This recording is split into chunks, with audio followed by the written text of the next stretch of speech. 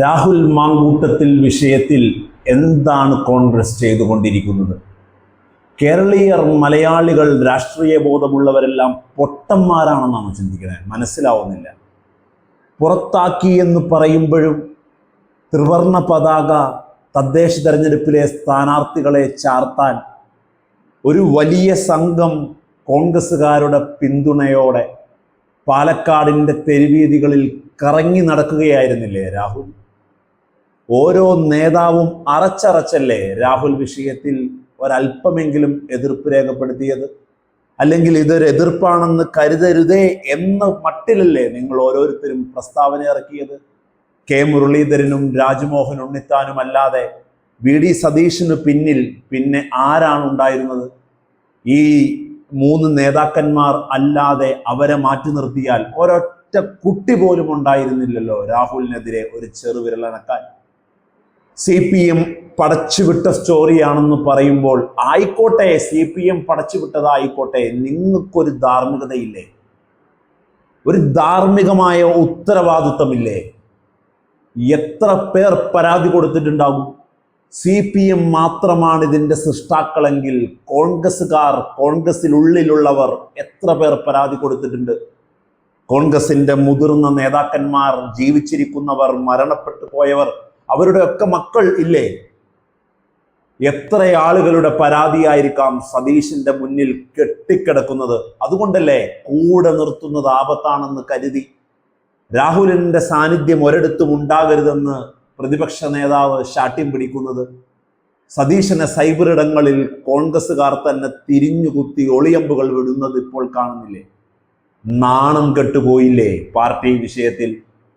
തദ്ദേശ തെരഞ്ഞെടുപ്പ് പോലെ, നിയമസഭാ തെരഞ്ഞെടുപ്പ് പോലെ നിർണായക മാസങ്ങളിൽ നമ്മൾ നിൽക്കുമ്പോൾ ഒരു കോൺഗ്രസ് പുലർത്തേണ്ട ധാർമ്മിക ഉത്തരവാദിത്വം പുലർത്താതെ സൃഷ്ടിക്കപ്പെട്ട വലിയ ഗൂഢാലോചന എന്നൊക്കെ പറഞ്ഞ് ഈ വിഷയത്തെ ലഘൂകരിക്കാൻ നോക്കുമ്പോൾ രാഹുലിനെതിരെ വന്നു വീഴുന്ന ഓരോ ചെളിക്കട്ടയിലുമുള്ള ചെളിയുടെ അംശമുണ്ടല്ലോ, അതിങ്ങനെ കോൺഗ്രസിന്റെ വെള്ള വസ്ത്രത്തിലേക്ക് പടർന്നുകൊണ്ടിരിക്കുകയാണ്.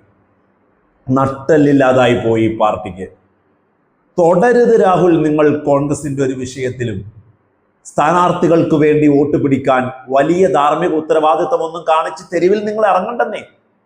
നിങ്ങൾക്ക് വേണ്ടി പ്രവർത്തിച്ച ലോക്കൽ നേതാക്കൾ അവർ മത്സരിക്കുമ്പോൾ എൻ്റെ മനസാക്ഷി അംഗീകരിക്കില്ല എന്ന് പറയുമ്പോൾ നിങ്ങൾക്ക് എന്ത് മനസാക്ഷിയാണുള്ളത്? കേരളത്തിൽ മാധ്യമപ്രവർത്തകർ നിങ്ങളോട് ചോദിച്ചു, നിങ്ങളുടേതാണോ ശബ്ദമെന്ന്. ഒരൊറ്റ പ്രാവശ്യമെങ്കിലും എൻ്റെ അല്ല എന്ന് പറയാൻ നിങ്ങൾക്ക് സാധിച്ചോ?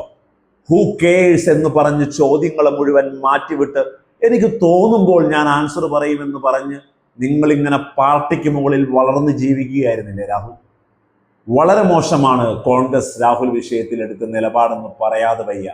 അന്തസ്സോടെ, നിലപാടോടെ പറയാൻ കഴിഞ്ഞിരുന്നെങ്കിൽ രാഹുൽ അഗ്നിശുദ്ധി വരുത്തണോ, അഗ്നിശുദ്ധി വരുത്തണ്ടയോ, ഹൈക്കോടതി പോണോ, സുപ്രീം കോടതി പോണോ, ജീവിക്കണോ, അത് രാഹുലിന്റെ മാത്രം വിഷയമാക്കി മാറ്റാൻ കോൺഗ്രസിന് സാധിക്കണമായിരുന്നു. ഇങ്ങനെ ശക്തമായി രാഹുലിനെ പിന്തുണച്ച് നിന്നപ്പോൾ ഒരു പാർട്ടി മുമ്പെങ്ങുമില്ലാത്ത പോലെ പ്രതിസന്ധിയിലേക്ക് പോയി എന്നുള്ളതാണ്. അടൂർ പ്രകാശ്, KC വേണുഗോപാൽ, ഇങ്ങനെ മുഴുവൻ നേതാക്കളും രാഹുൽ വിഷയത്തിൽ അനുകൂല നിലപാടെടുത്തു എന്ന് നമുക്ക് ഉറച്ചു പറയേണ്ടി വരും. ഞങ്ങളെല്ലാം എടുത്തല്ലോ, സസ്പെൻഷനിലല്ലേ രാഹുൽ? ഞങ്ങൾ ഇനി എന്തിന് രാഹുലിനെ ഇതാക്കണം? രാഹുൽ നിയമസഭയിലേക്ക് വന്നപ്പോൾ യൂത്ത് കോൺഗ്രസ് നേതാവ് പോയി ആനയിച്ച് പൂച്ചെണ്ട് കൊടുത്തില്ല എന്നേ ഉള്ളൂ. നിയമസഭാ അങ്കണത്തിൽ കൊണ്ടുവന്നത് നിങ്ങൾ കണ്ടില്ലേ? ശ്രീകണ്ഠം പറയുന്നത് നിങ്ങൾ കേട്ടില്ലേ? നിങ്ങൾ നിർത്തിയ സ്ഥാനാർത്ഥികൾക്ക് ത്രിവർണ്ണ ഷാള് പുതപ്പിക്കാൻ പാലക്കാടിന്റെ തെരുവീതികളിൽ കോൺഗ്രസിന്റെ മുഖമായി രാഹുൽ നടക്കുന്നത് നിങ്ങൾ കണ്ടില്ലേ? കൊഞ്ഞനം കുത്തുന്നോ കേരളത്തെ നോക്കി? കൊഞ്ഞനം കുത്തുന്നോ മനസാക്ഷിയെ നോക്കി? പൊട്ടന്മാരല്ല ഞങ്ങൾ കേട്ടോ, പൊട്ടന്മാരല്ല. നിങ്ങൾ മനസ്സിലായി. കാരണം നിങ്ങൾ ചെയ്യുന്നത് മുഴുവനും കള്ളത്തരവും പൊള്ളത്തരങ്ങളുമാണെന്ന് മുഖം മൂടിയാണ് കോൺഗ്രസിന്റെ അഴിഞ്ഞു വീണിരിക്കുന്നത്. സമാധാനം പറയേണ്ടി വരും. വോട്ട് കൈപ്പത്തിക്ക് കുത്തണമെങ്കിൽ കൃത്യമായ ആർജവത്തോടെ പറയാനുള്ള നട്ടലുണ്ടോ? ഉണ്ടെങ്കിൽ പറ, ഞങ്ങൾ മാറ്റി ചിന്തിക്കാം വോട്ടേഴ്സ്. അല്ലാതെ നടക്കില്ല.